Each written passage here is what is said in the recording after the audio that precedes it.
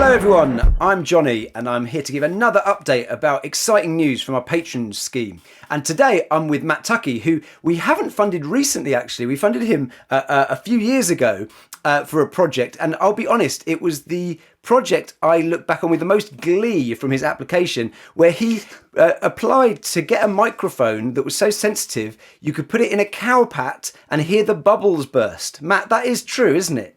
Yeah. That was a brilliant application. If you want to get money from Sputnik, that's how to do it. Matt knew my wavelength, so that was brilliant. And I've just caught up with him to catch up about the project that has been going on for a number of years, which has moved in really exciting directions. But first of all, before doing any of that, Matt, it's great to have you here. You're a sound artist. Could you just first of all explain to us what a sound artist is? Because not everyone will be familiar with that concept. Broadly speaking, sound artists create literally art using sound as either the medium or the subject matter or both for their art. So my practice in particular revolves a lot around the craft of field recording and capturing sounds from the urban and rural environments and presenting them in a way that advocates for more awareness of our acoustic environment, or encourage us to be more aware of the sonic world as opposed to the visual world. Wow, it's an absolutely fascinating realm, and you've practically applied that over the last few years in a project based on Samuel Taylor Coleridge's The Rime of the Ancient Mariner, and that's the project that the cowpat mic was for, and we helped through the patron scheme to be able to get you to purchase that. But the project has gone way beyond cowpat mics, and I just wondered, could you fill us in on the project from its genesis, I guess, to where we're up to today, and even maybe a little bit of where it may be going in the future? The first conversations around the project that really kicked off when I applied to Sputnik were I wanted to create a sound installation that would tour much like the work that I do as a sound designer in theatre would tour. We go from rural coastal communities for reasons we'll get into that basically could showcase the kind of ambition that I have for my work. So often as a sound artist working on commission, or as a sound designer working on commission, you're serving other people's creative visions or creative ideas. And what I wanted to do was present my sort of calling card, if you like, of my style, the way I do work. And the natural starting point for me was to adapt a poem that I have a deep interest in and just love as a piece of work in its own right, is Samuel Taylor Coleridge's The Rime of the Ancient Mariner. One of the reasons I love that poem so much is because as a teenager I had a lot of lucky experiences to go away and do offshore sailing on square riggers and on yachts with various sailing charities. So it's kind of marrying my love of field recording, my love of sailing, and my love of this poem, and sort of seeing what at that stage it was about trying to figure out why I wanted all those three things to come together. And I think that's the real key development that's happened in the past couple of years. So at that initial stage, when I got in touch with you, I was just looking to get some funding support behind the idea, to get some initial interest from funders and patrons, if you like, or supporters, because to create an ambitious piece of work like I'm trying to create, you have to build momentum, you have to build Absolutely. support for it to be sustainable. And then since that, we've moved on to applying for Arts Council project grants and for other smaller pots of funding that are available in the region and beyond, to build up the technical skills and technical resources to make this thing happen. But also the key thing that the project grant that we got last year did was allow me to put together a bigger creative team to start to work with members of rural coastal communities in the Northeast and have their voices at the centre of this installation and start to explore more the idea of why these three things are coming together to create this particular piece of art. How have some of those things worked out? How have you collected their voices or bounced off people's own contributions?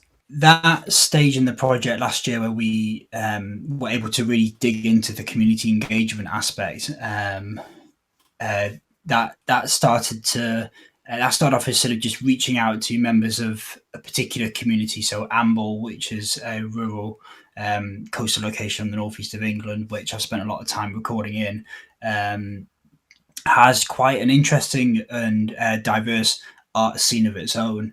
It's got some lot of visual arts going on. It's got a community choir there, and so we tried to make connections with the community that serves in Amble, and start to say, look, this is me, this is my practice, this is what we make of this poem, and that was in a conversation with a poet that I commissioned to work with me in that engagement aspect, and we sort of based it to be all, we want to hear your voices and your experiences of living by the coast, and why do you like Amble so much? Why is it so important to you? What's your relationship with the sea like, living in that community? And so we started to get community members to call a telephone line that we set up through a website where they could leave a voicemail. We call it their loud and clear voicemail, where they just sort of leave their message in response to the questions we were asking them. And we also got people writing in sort of a postcard style. So there was a interface on my website where you could write your postcard to us saying why Amble, or basically answering the prompts and the stimuli that the poet Rue Coleridge that I was working with put to the community. Absolutely brilliant. And you've documented this on your website, haven't you? As you've gone along. Yeah. So we'll put the link in the bio. But what would the website be? My website is matthewtuckey.co.uk, and /the Rime is what we're calling a digital scrapbook, which is basically our way of documenting, like you said, the community engagement, but also the creative or artistic outcomes, to use sort of funding jargon, if you like. So what next for the Rime, Matt? So next, at the minute, I'm currently quite deep into planning the next round of funding applications to do the second phase of research and development, and that at the centre of that is going to be a ambitious recording session with a community orchestra and a community choir performing a new choral orchestral piece composed by a composer called Katie Doherty, who's already a collaborator on the project.